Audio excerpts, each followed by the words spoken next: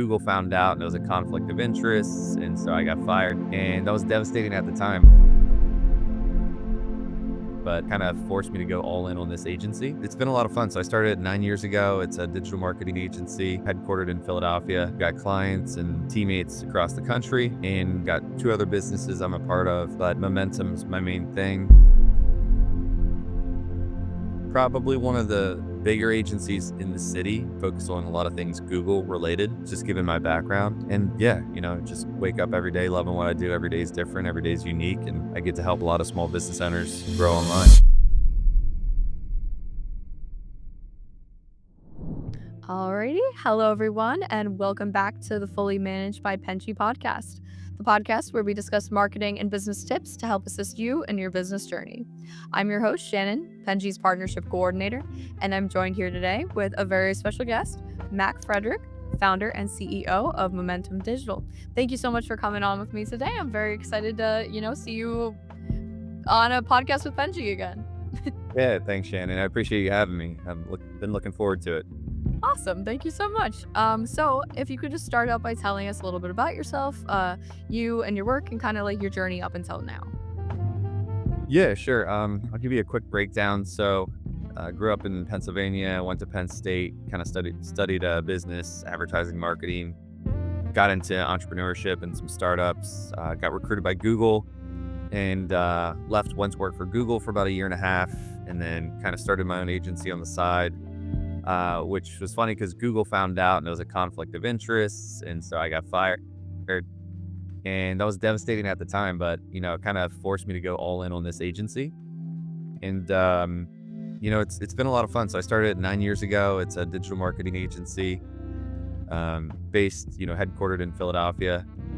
We've got clients and teammates across the country, and I've got 2 other businesses I'm a part of, but momentum's my main thing.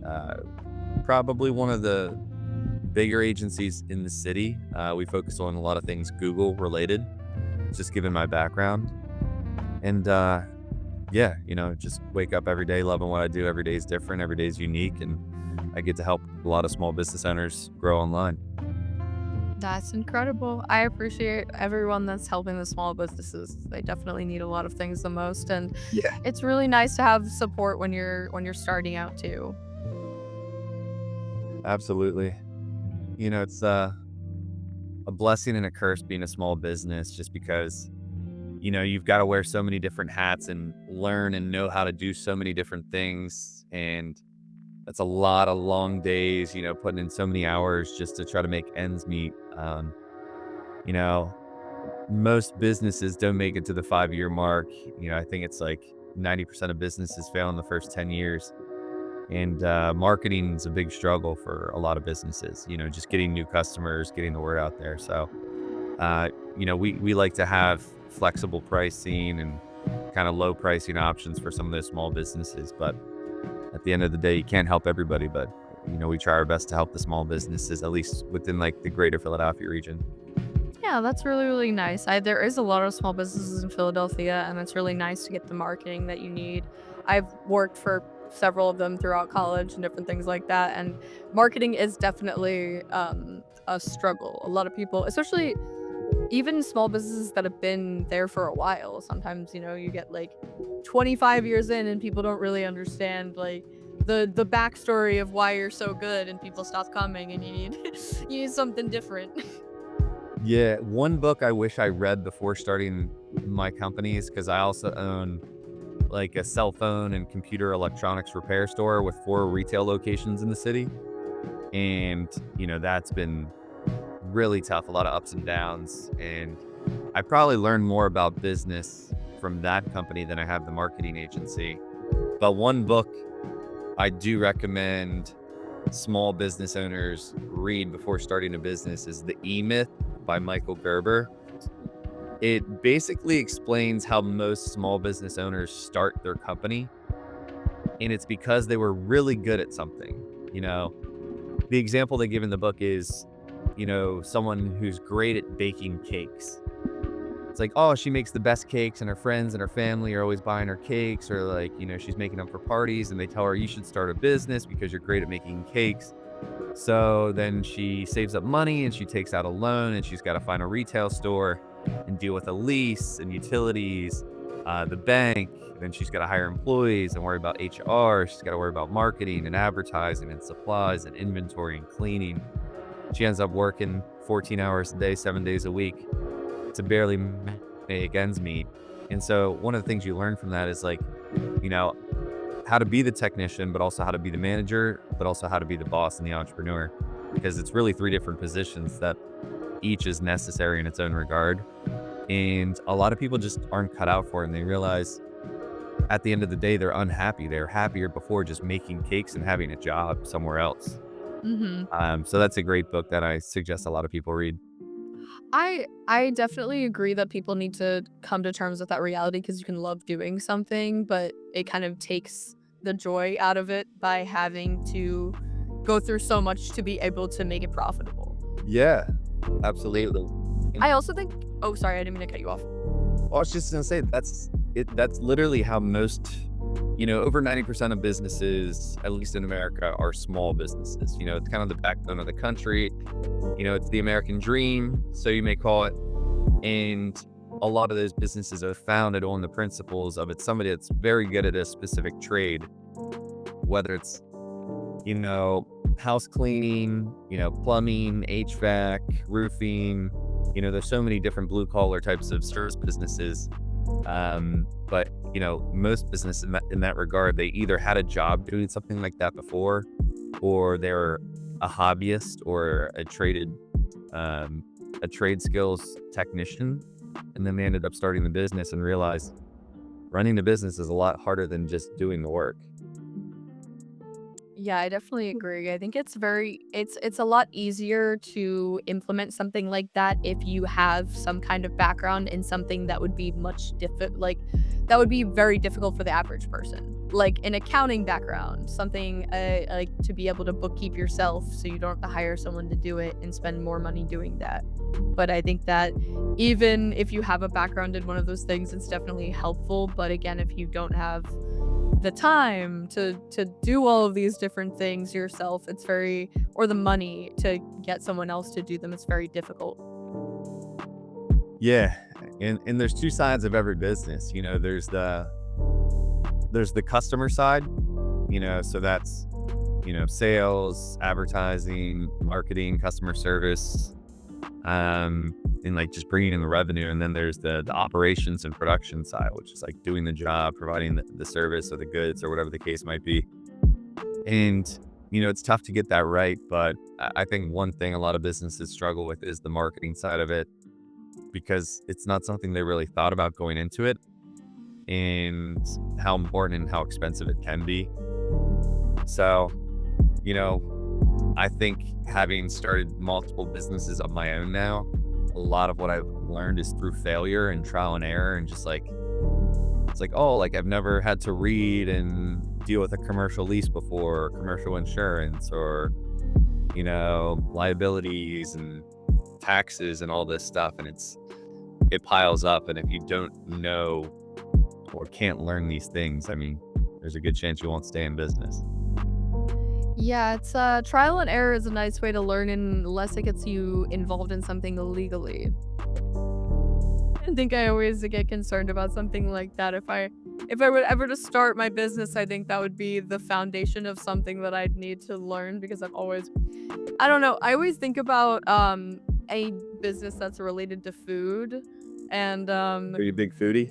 I'm a huge foodie and I always think about pickling and how um a lot I have a brother-in-law who is so good at pickling. Everything that he makes is so good, but we always tell him like the same thing. You should start your business or whatever. Okay, everyone would love this. Like anyone he gives them for Christmas presents, like giant jars because they're so good. Everyone loves them, but pickling is a dangerous business to get involved in because you can give someone botulism, which is like the worst foodborne illness that you could ever have. Um, and it's something that is like you could just do one thing wrong because if you don't have a streamlined process and you're all doing it yourself. And I just worry about little things like that of like you could just do something a little bit different. related to food, and you could get yourself in a lot of trouble and, hurt someone in the process, and that's terrifying. Yeah, and at the end of the day, like, it's much worse if, like, you have, like, a proper registered business and it's a new customer that's never heard of you before, Mhm. um, as opposed to, like, someone who's, like, friends or family or somebody that would understand if you make a mistake or give them a bad product and service because 'cause they're not gonna chastise you or try to sue you or write you a bad review. I it's like I have a friend back home, I'm from the country, like, grew up in, like, woods and farmland, like, South Central Pennsylvania, where there's a lot of hunters and farmers, and, so a lot of my, like, I guess, friends and family friends grew up hunting, deer, stuff like that, and, this one guy I know, he basically makes beef jerky, he makes jerky and deer jerky, a lot of deer jerky and deer bologna, and just gets all his clients, and it's like a hobby, so he gets his clients through, like, friends, family, referrals, like, networking, but, like, doesn't wanna turn it into a proper business because you have all these other aspects of business and the liabilities and everything involved. So it's like, a lot of people, when they come to me with a business idea, I try to talk them out of it. I try I try to talk them out of starting a business. I think that's really important. I have actually talked to a lot of PR firms that talk people out of doing things a lot because it's sometimes you want the business, but if it's not going to be a good idea for either of you, sometimes you need to say no. Yeah, and if you start a business, you know, the best way is just to slow roll it, as I say, and bootstrap it. So basically, just don't get your head underwater with like a lot of debt and liabilities and just BS that you gotta deal with. Just take it one step at a time and keep learning and growing. Like that's what I did with my businesses is like minimize the overhead and and expenses. So start out working remote and doing online and then going on site and then getting an office and then from an office to a storefront and then multiple storefronts. At one point for the marketing agency, we had a big dedicated office and employees in there. And I was like, this is just too much overhead. And like, I don't want to come to work every day myself. Like, why would I want other people to have to do that stuff? Like, nobody probably enjoys going to work every single day and seeing the same people and the same conversations. So, for our marketing agency, we're essentially all remote now. Like, we have a very small office in like a co-working space where just like the partners will hang out, but other than that, like, our entire team's remote, and this is, like, since before COVID, before everybody else started doing it, and, we're really big, at least with our marketing agency, on, like, work-life balance, so, nobody has a 9 to 5, like, we don't really tell people when to work, or where to work, or what to wear, or really even what to do for that matter. The end goal is, like, kind of just, like, building a bigger team of, like, culture and influence and people that enjoy providing the services that they're good at for the types of clients that we work with, and holding themselves accountable and responsible instead of, like, the top-down operations approach, which I think is a little outdated and broken for a lot of industries. I definitely resonate with that. I think that a lot of people are, and I hope that this becomes a bigger and more widely accepted thing in the future, but work-life balance is really important, and people have things to do that are outside of work, and being understanding of that is super important. As long as you're getting the work done, what does it matter when you're doing it? Or as long as it's getting done before, if there's a deadline or something like that, of course, but things happen, people have lives, and I think it's really important to consider that we're all human beings and we're not worker bees. Yeah. I mean, especially with people that still don't even have it figured out, like, and that's fine if you don't have it figured out, like, what you wanna do and, like, where you wanna live and, like, what kinda life you wanna have. There's even people my age, like, I'm 34 now. There's people older than me too that still have a job they don't like or don't know what they wanna do. And honestly, like, that's fine. You should earlier in your career try multiple things, like whether you can shadow people at their job or get internships, get part-time jobs, just try different things. and just stay learning, like be curious. You know, it's like Steve Jobs says, be foolish, like try new things. And today it's so much easier because you can almost just learn about these other occupations and opportunities through YouTube videos or documentaries or whatever the case might be. But just testing it, like the work-life balance is hugely important for people that don't know what they want to do, but they do have a job. So it's like you have this mundane job or this job you don't like, and you're doing it to pay bills and make ends meet. So those people are, very much concerned about that work-life balance so they can actually spend the other however many hours per week doing what they want to do, whether it's like hiking or sports or fitness, whatever. Yeah, I think that it's really important to kind of get out of your head and be able to keep learning throughout life because like you can even find something that you really like doing and then 5 years or 10 years down the line you don't anymore and that's okay. Yeah. I think that marketing is a really important field to continue to learn and grow in because the world is constantly changing, the marketing world is constantly changing, and there's things that you always need to learn. I think that it's not just a it doesn't have confines. Like there's always I've talked to marketers that get influence from popular celebrities. Like they see Yeah. a celebrity get fame kind of it seemingly out of nowhere and they kind of look at that as inspiration for their marketing in the fact that, "Oh, how did this happen? Like how can I implement something like this in my day?" And it like could have seemingly nothing to do with what they're doing, but hmm that's learning and that's like really important. So I think it was like a week or two ago, I gave a presentation about like Google and artificial intelligence and like the history and future of Google's AI, their products and services related to AI. And, they're working AI into a lot of things. And the reason I bring that up is because I've had the opportunity to present to students, but also faculty and professors, educators, but mostly students. Like, I've given talks at Temple University, at Penn State, at Drexel, mostly to marketing classes or certain marketing associations and clubs. And, the one thing that I bring up a lot, which I probably shouldn't, is like, I don't think you need to go to college to get into marketing. Like, I'm sorry, the world's changed a lot in the past 10 years. But for me personally, I didn't really learn anything in college other than what I wanted to learn. So I think it's important that people focus on what they want to learn and why they want to learn it, and then proactively involve themselves with it. So one thing that I've always been big on is skilled trades and trade schools. Like you learn how to be a plumber, do electricity or construction, or, the sciences. Like if you want to go to, undergrad and post grad, make sure it's for something that you actually need and get like a license and certification for. But for marketing, they teach you all this like generic stuff that was still taught in like the 80s, like traditional media and radio and print and TV and billboard and like target markets and the three pillars of marketing and like all these things. But at the end of the day, it's like you could go take a class on like in YouTube. There's classes on social media now. Like you can learn anything online for free that's going to be a lot more valuable than what you'll learn in some like introduction to marketing class, like 101 in college, where you're just like putting together a project and doing group work and like nothing that really matters.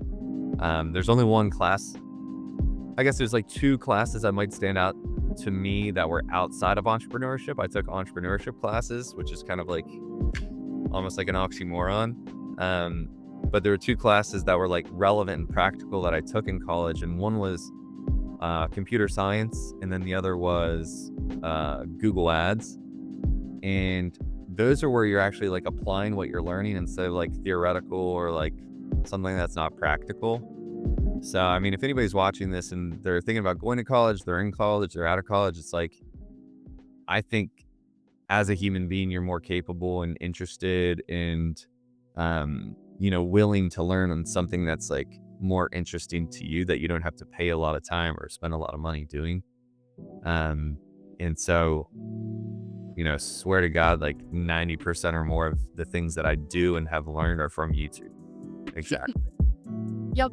No, I also think, in the same vice that you can go to college for something completely unrelated to what you do in the I know too many people that or not too many people, I think it's fine, but so many people that went to college for something wildly different than what they ended up doing, and they like what they do. They just didn't go to college for it. Like, I went to school for political science, and I loved it. I loved my major, but I did not it made me not wanna get involved in politics ever in my life, ever. Right. And and it was fantastic. I learned a lot, and I still have that in there, but it's not now I'm in marketing, and I like this too, and there's skills that you can also learn from undergrad that is seemingly in a completely unrelated major, but that do go into your job in the future. Like, I had to do a lot of debating and talking to people about difficult topics, and I feel like marketing does that. Like, maybe not debating. I'm not really debating people often, happily, but I mean, there's so many people I know too that have graduated and that are doing nothing related to their major, and you're in debt, you're paying back your student loans for life maybe at this point, for and you're a bartender or you're working at a restaurant, and there's nothing wrong with that, especially if you enjoy doing that, or if you're just trying to make ends meet while you're figuring it out. It just goes back to that point where it's like, testing and trying new things and learning new things on your own time and on your own dollar at a younger age are just, hugely important to like your track record and your growth and opportunities. And so, in college, one thing that I did that I recommend people do as well is I was just very and overly involved in a lot of clubs and organizations and like starting businesses and meeting new people. And there wasn't much downtime for me, and there still isn't in my life. I think I'm just like wired kind of like that. Mhm. Um, I'm trying to get more hobbies. Like I'm reading and like working out and playing soccer and stuff, but I don't have a ton of downtime, and that's par for the course for entrepreneurship. But yeah, like getting involved, trying new things, being active, like before, during, and after college, like those are the years that are most important to your life that you can never get back, and they'll set you up with a good foundation for the rest of your life. I would push back on that actually. I think that I'm the same way as you. I have always been involved in probably way too many things because I like to keep busy, but sometimes I think back to time where I was able to have downtime and wasn't using it to do nothing. And sometimes I think, it would be really nice Dude, to do nothing. But now, I'm an adult and I can't do nothing. I have to be doing this in my downtime. And I would push back and I would say, You guys should relax." Just, like, a little bit. well, I guess it all comes back to like, what do you want out of life? You know, if you want more of that balance, like I'm not huge. I've never been huge on balance as opposed to other people, but it just depends if you want to be able to do more, to be able to have more resources, or do you want to have more time? I mean, time's huge to have time for yourself and other things you want to do. Um, I mean, some people are fine just like living by the beach and like being a bartender and just like enjoying that slower lifestyle. And that sounds great to me. I just never took that path. Mhm. No, I completely understand. I think it depends on the type of person too, because I would love to have downtime, but if I sit there and do nothing, I feel unfulfilled. I feel like, Yeah, yeah. "Gee, like, I need to be doing something with my time right now." I'm being so lazy. And I get that from my parents. Like, I've never, there's probably like 2 or 3 times in my life that I've actually seen my dad watch a whole movie. He'll get up like 10 minutes in and like go cut firewood outside or like go work on something in the garage. I'm like, this is a good movie. I like this. Like that. I think that's one thing I do with my free time is I do like shows and movies. I always have. It's important to have hobbies that involve relaxing. Yeah, yeah. Like, you can be doing something, but it should be not stressful for you, I think, and that's Yeah. something that's important for work-life balance. It's It funny, like, when I first started my companies, it's like I had a chip on my shoulder when I moved here in, like, 2015, 2016, after getting fired by Google, and I was, like, really down, like, kinda depressed, but I had, like, a chip on my shoulder, like, felt like I had something to prove, like, my back was against the wall, and was embarrassed about the situation. So it's like, if anybody's ever been fired, I mean, use that as inspiration, use it as a learning lesson, and so I was like, I gotta show that I'm capable of more and can achieve more for better or worse too. Cause I was working, I don't know, like from 8 a.m. to midnight, you know, almost every day for the first 2 years. I would occasionally take some time off, but I don't recommend people take that path, but sometimes you have to, depending on like where you want to go. Um, and it's just like looking back on it, I was making okay money, but compared to now, like, I'm making a lot more money now with a lot less time. But I think that's pretty normal, like, when starting businesses is, like, you do need to reinvest time and money into the business if you wanna see it grow, unless you wanna take out debt or, like, get investors or something.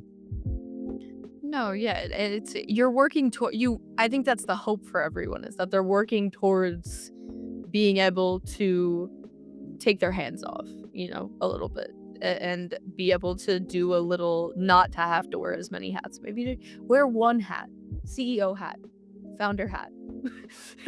You still have to, it's yours and you probably, you want everything to be working well. So of course you're probably, sticking your hands in everything. But you also have to be able to trust people and that like they can do good work and like everyone involved can do it on their own because you kind of set them up for that.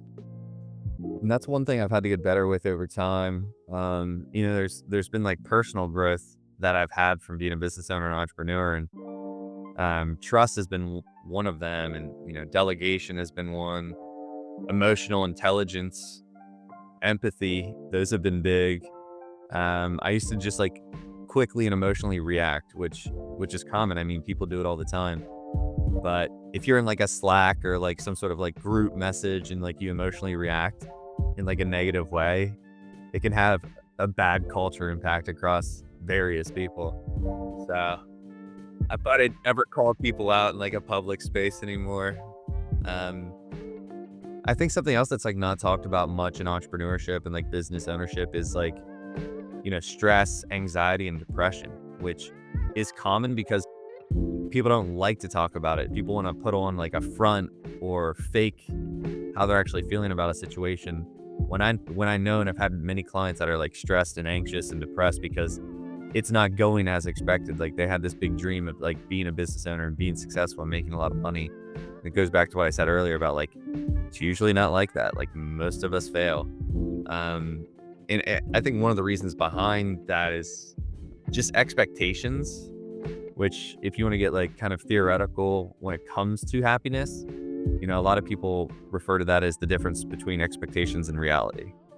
With anything, with a relationship, with a trip, with whatever it is, it's not meeting your expectations. You might be a little upset about that. So for business, if you expect to go much better and it's really not, and you're putting in all these hours just to like scrape by or like lose money, yeah, it can cause sadness, anxiety, and depression. But you usually only see that if you're not getting the expectations that you're aiming for.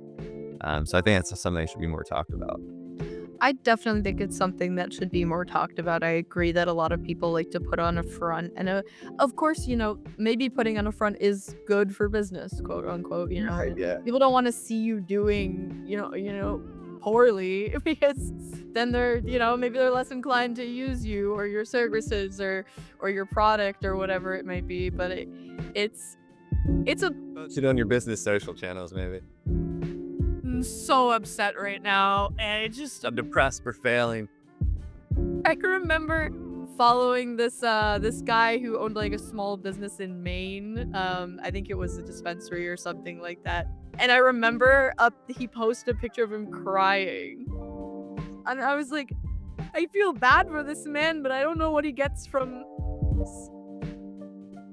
I transparency is very important, but I'm sure being realistic. I mean, like, I did feel bad for him. I was like, I should give this man my business. I feel bad for him. He needs it. And maybe that's maybe that's also a tactic or something. We should talk about that in marketing.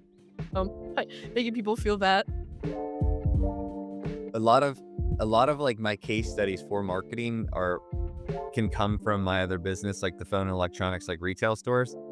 But also people are always so curious, like what's going on with my life, because on my personal social channels, I've had a lot of stories on a lot of posts and videos talking about my experiences with those phone stores because they've been broken into many times. Oh, Uh, it's they Philadelphia, right? Yeah, Uh, we've had snatch and grabs, we've had fraud, I've been held up at gunpoint, we've had knives pulled on us, I've had employees steal from us, I've had my partner steal from me. Um, I've had to chase customers down on the street. Like it's been crazy. I've had so many stories, and not posting them on the business social channels. But yeah, these are things that like people don't really realize business can be about, which is nuts. Maybe I'll write a book one day. yeah, no, owning a business in Philadelphia is like it was Yes. something else. I always look back. I try to look back on them fondly, but it was something else. Have you ever been to Lorenzo and Sons on South Street?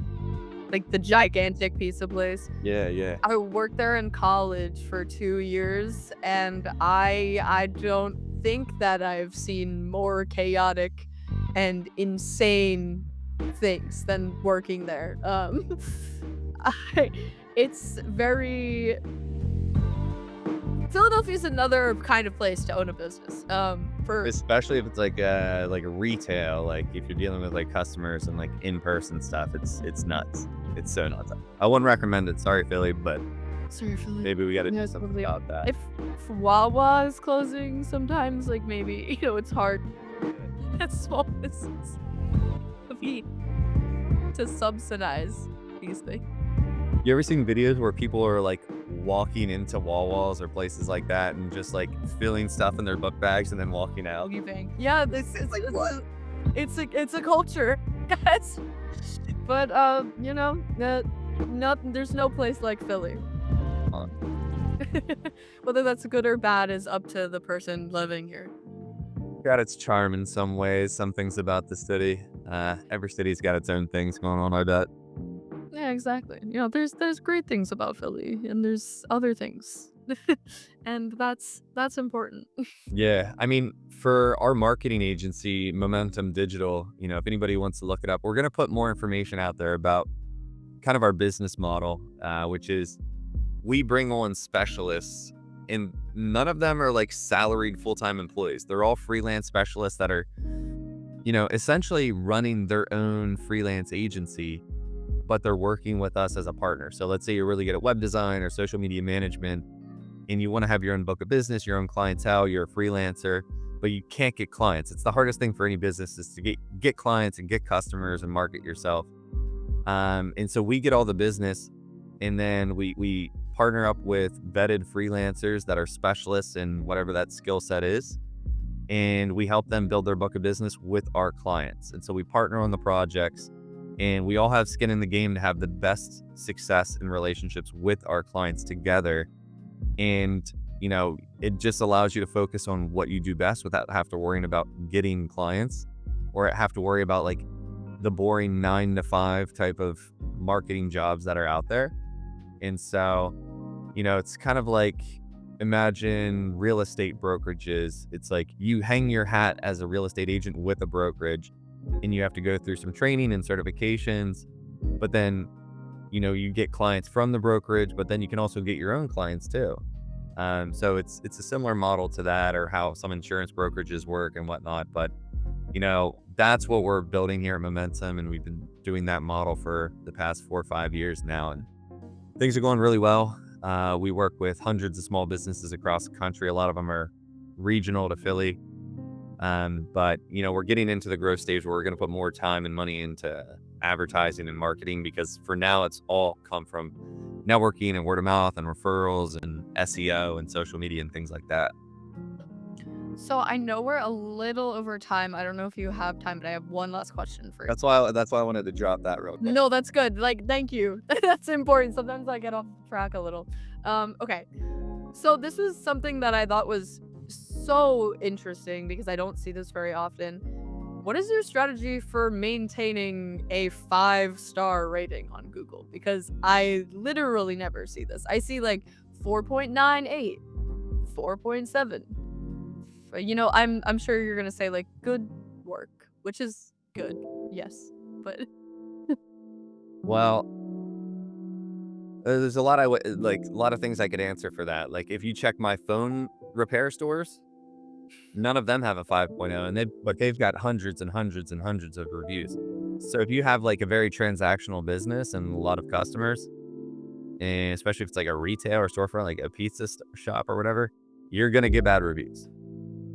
Like 100% chance you're gonna get bad reviews. You can't make 100% of people happy 100% of the time. It's impossible. But for our agency, yeah, I think we have a 5.0 rating.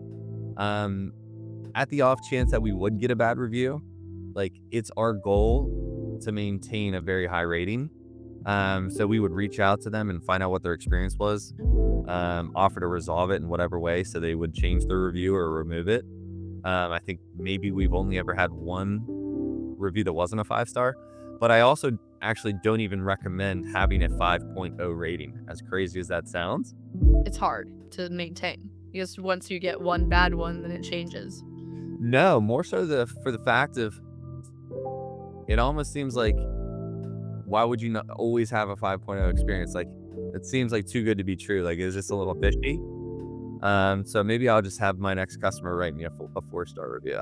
Hey, even if you really like this, can you just like lower your rating just a little bit so that I seem realistic? Yeah.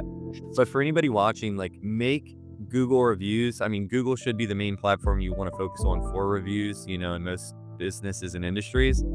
And getting those reviews and responding to the reviews and prioritizing that Google business profile, it is the number one catalyst to getting new customers and getting more traffic and visibility and revenues and profits because it's free marketing, it's free awareness, and those reviews and optimizing and managing those profiles is going to have you outrank your competition, get those phone calls, get people showing up at your stores.